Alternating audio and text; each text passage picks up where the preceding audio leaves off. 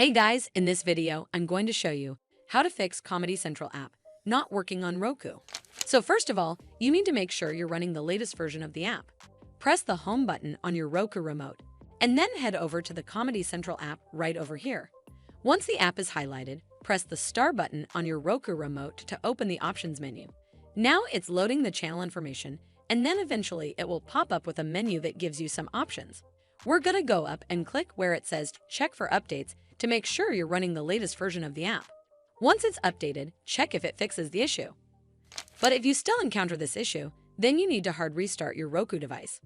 So the first step is to turn off your Roku device using the remote. Then unplug the power cable from the power outlet.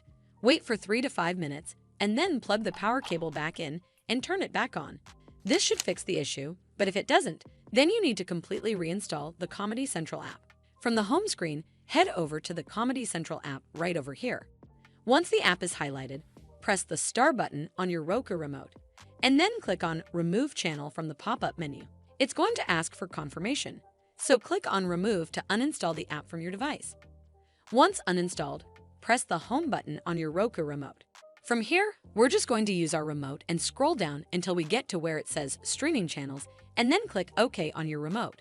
Once you're on this screen, scroll down to Search Channels and type in the app name, and it will then show up right over here. Scroll over to the right, and then click OK on your remote. Then we're going to click OK on where it says Add Channel to install it back on your device. Well, that's how you fix Comedy Central app not working on Roku.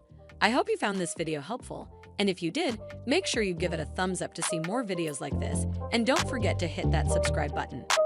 We'll see you in the next one.